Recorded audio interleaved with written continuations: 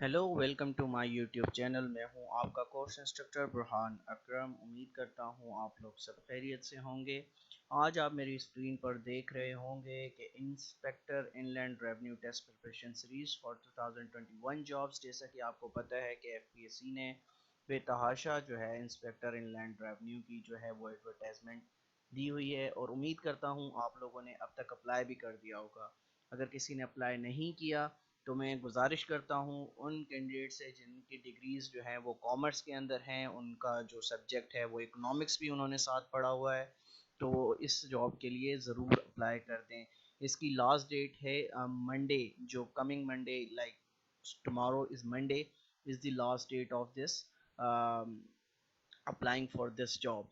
सो मैं क्योंकि ये टेस्ट क्वालिफाई कर चुका हूँ सन 2017 के अंदर, और इंटरव्यू तक मैं जा पहुँचा था, और अनफॉर्चुनेटली मैं इसमें कामयाब नहीं हो सका। लेकिन मुझे जो है written, as for as screening and written is concern, मुझे इस बात का इल्म है कि इसको किस तरह से क्लियर करना है। और क्योंकि मेरा बैकग्राउंड खुद कॉमर्स से है, तो इस हवाले से मैं आपको इस कोर्स को आगे लेके चलूँगा। और मैं इस कोर्स को, जिस तरह से मैंने आपको पिछली वीडियो में इससे रिलेटेड बताया था कि जो सिलेबस होगा वो क्या क्या होगा, तो मैं इस कोर्स को इस हवाले से लेके चलना चाहता हूँ कि हम सबसे पहले फेडरल एक्साइज एक्ट जो है उसको हम कवर करेंगे। यानी मैं आपको वही चीज़ें पढ़ाऊँगा जो इम्पोर्टेंट होंगी, जो आपका टू द पॉइंट होंगी, जिससे एमसीक्यूज आ सकते हैं, तो मैं आपको वो चीज़ें पढ़ाऊँगा।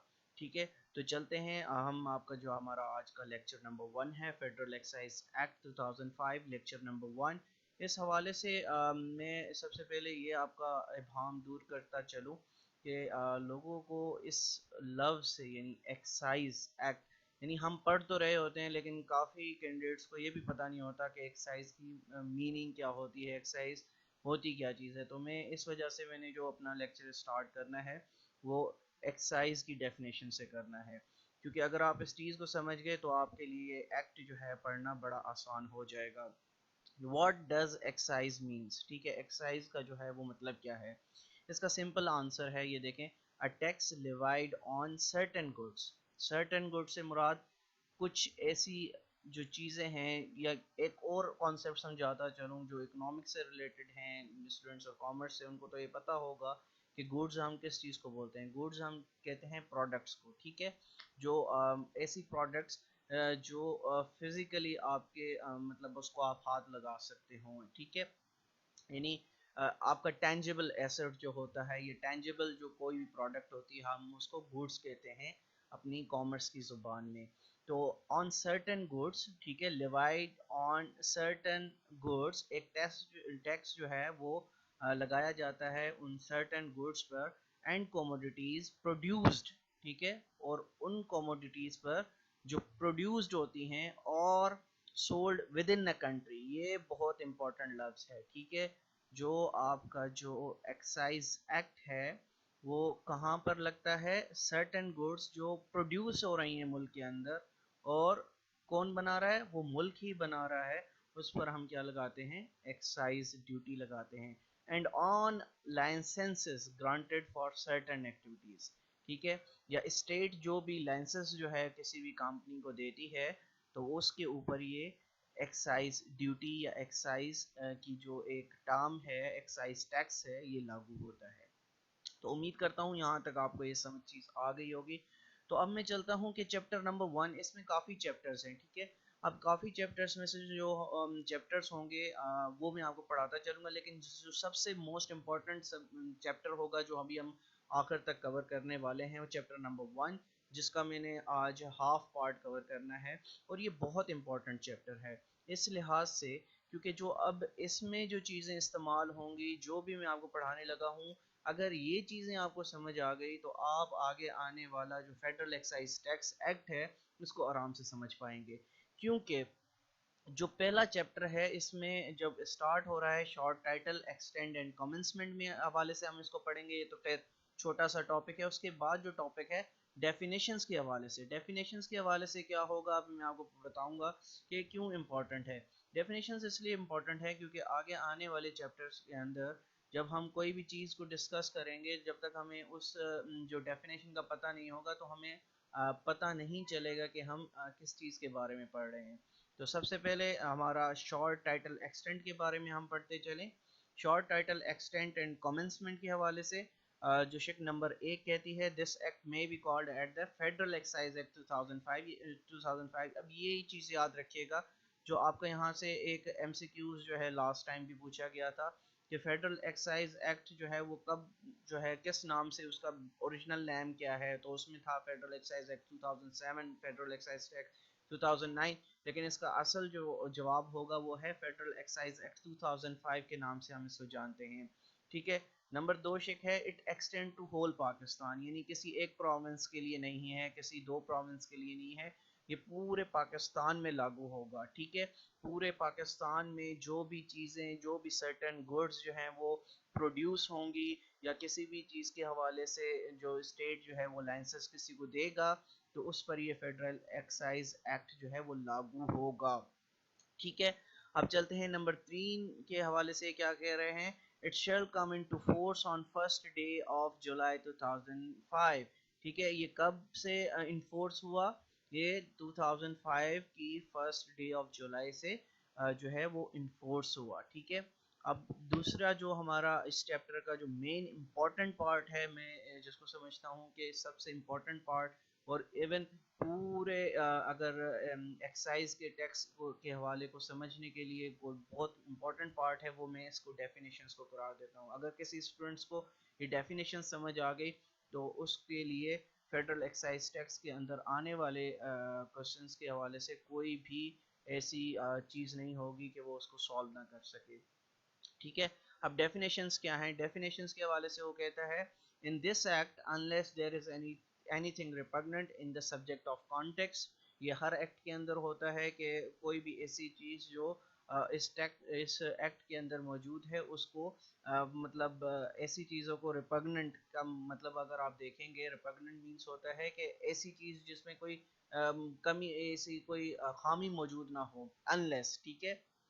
اب یہ کیا ہے؟ اب دیکھیں گے ہم ڈیفینیشنز کے حوالے سے. جو سب سے پہلی ڈیفینیشن آپ کے سامنے آ رہی ہے ایڈجوڈیکیٹنگ اتھارٹی. ایڈجوڈیکیٹنگ اتھارٹی کے حوالے سے آپ سے پوچھا جا رہا ہے، آپ سے ایم سی کیوز بھی پوچھا جاتا ہے. اب یہ کیا ہوتی ہے؟ Means any authority competent to pass any order. ٹھیک ہے. وہ اتھارٹی جو اتنی کمپیٹنٹ ہوتی ہے کسی بھی آرڈر کو پاس کرنے کے لیے یا ڈیسیجن کو انڈر دس ایکٹ اور رولز میڈ دیئر انڈر. ٹھیک ہے. ایسی اتھارٹی جو کسی بھی چیز کو پاس کرتی ہے under the decision of this act اور رولز میڈ دیئر انڈر، تو اس کو ہم کیا کہتے ہیں؟ ایڈجوڈیکیٹنگ اتھارٹی. ٹھیک ہے. آگے چلتے ہیں ڈیفینیشن نمبر 2. ٹھیک ہے. ایڈجسٹمنٹ کے حوالے سے. ایڈجسٹمنٹ کیا ہے؟ Adjustment means deductions of amount of duty paid on goods used in manufacture or production of goods. ٹھیک ہے. بہت سمپل ہے، آپ کو لفظ سے ہی پتہ چل رہا ہوگا کہ ایڈجسٹمنٹس کیا ہوتی ہیں. کبھی کوئی ایڈجسٹمنٹ آ جاتی ہے، اس میں کوئی کمی اور بیشی ہوتی ہے تو اس کو ڈیڈکٹ کیا جاتا ہے. ٹھیک ہے. یاد رکھیے گا اس کو. آپ نے اکاؤنٹنگ کے اندر جو کامرس کے اسٹوڈنٹ ہیں ان کو تو یہ چیزیں پتہ ہوں گی. ٹھیک ہے. نمبر 3 کی طرف چلتے ہیں. اپیلیٹ ٹریبیونل کیا ہوتا ہے؟ اپیلیٹ ٹریبیونل ہے means the appellate tribunal in land revenue established under section 130 of income tax ordinance 2001. ٹھیک ہے. اب اپیلیٹ ٹریبیونل جو ہے وہ بنا تھا سیکشن 130 ٹیکس آرڈیننس 2001 کے اکارڈنگلی. ٹھیک ہے. اب آگے جا کے جب انکم ٹیکس بھی ہم پڑھیں گے تو ہمیں یہ چیزیں کلیئر ہوتی جائیں گی. ٹھیک ہے. اب چلتے ہیں ڈیفینیشن نمبر 4 کی طرف، جس میں بورڈ کے حوالے سے پوچھا جا رہا ہے کہ board means the federal board of revenue established under central board of revenue act under 1924 under the commencement of F B R act 2007. ٹھیک ہے. اب بورڈ کیا ہوتا ہے؟ کہ بورڈ کی معنی ہے کہ وہ بورڈ جو فیڈرل بورڈ آف ریونیو کے انڈر بنایا گیا تھا جسے ہم جو ہے اب اس چیز کو یہاں سے سمجھنے کی کوشش کیجئے گا کہ ایف پی آر سے پہلے جب پاکستان آزاد یعنی پارٹیشن سے پہلے اس بورڈ کو ایف بی آر بورڈ جو پورے سینٹر یعنی سب کانٹیننٹ کے اندر جو ٹیکسز کے حوالے سے جو امینڈمنٹس کرتا تھا وہ اس کو کیا کہتے تھے central board of revenue 1924 act 1924 جو ہے ہم دیکھ رہے تھے لیکن سن 2007 میں جو commencement of F B R آیا اس کے بعد سے ہم ایف بی آر کا جو رول ہے ایکٹ ہے اس کو ہم فالو کرتے ہیں ٹھیک ہے اب سیکشن نمبر 4A ہے of this act chief commissioner کے حوالے سے یہ بتایا گیا ہے chief commissioner means a person appointed as the chief commissioner in land revenue under section 29 جو چیف کمشنر لگایا جاتا ہے ٹھیک ہے وہ اس ایکٹ کے کون سے سیکشن کے انڈر لگایا جاتا ہے سیکشن نمبر 29 کے اندر ٹھیک ہے جب ہم یہاں پہنچیں گے تو ہم یہ چیزیں پڑھیں گے کہ کس یعنی اس کی کوالیفیکیشن کیا ہونی چاہیے اس کو کس طرح سے کون لگاتا ہے تو جب ہم سیکشن 29 میں پہنچیں گے تو ہم اس چیز کو پڑھیں گے ٹھیک ہے لیکن ابھی آپ کے لیے یہ سمجھنا ضروری ہے کہ chief commissioner means a person appointed as the chief commissioner in land revenue under section 29 اب چلتے ہیں سیکشن نمبر 5 کی طرف سیکشن نمبر 5 کیا کہتا ہے commissioner means a person appointed as commissioner in land revenue under section 29 ٹھیک ہے یہ بھی ہم سیکشن 29 کے اندر پڑھیں گے جو ہے اس کی ڈیٹیلز ٹھیک ہے اچھا 6 کے حوالے سے آپ دیکھیں سیکشن نمبر 6 کیا کہتا ہے کنوینس کنوینس کی آپ اگر میننگ دیکھیں وہ لفظ سے ہی ظاہر ہے آپ وہ کیا کہہ رہا ہے conveyance means any means of transport یعنی any means of transport used for carrying goods or passengers such as vessel aircraft vehicle etc کوئی بھی ایسی conveyance جو ٹرانسپورٹ کی صورت میں ہو فار کیرنگ گوڈز اور پیسنجر سچ ایز ویسل ایئر کرافٹ وہیکل ایٹی اس کو ہم کیا کہتے ہیں کنوینس ٹھیک ہے جس میں آپ دیکھیں گے آگے جا کر جو ہے وہ جب ٹیکس جو ہے کسی چیز پر لگتا ہے تو اس میں ڈیڈکشنز وغیرہ ہوتی ہیں اس کے حوالے سے ہم پڑھیں گے اچھا سیکشن نمبر 7 کیا کہتا ہے ڈیفالٹ سرچارج ڈیفالٹ سرچارج کیا ہے مینز سرچارج لیوائڈ انڈر سیکشن 8 انشاءاللہ ہم سیکشن 8 میں ہم اس کو ابھی آگے چل کے پڑھیں گے کہ ڈیفالٹ سرچارج ہوتا کیا ہے ٹھیک ہے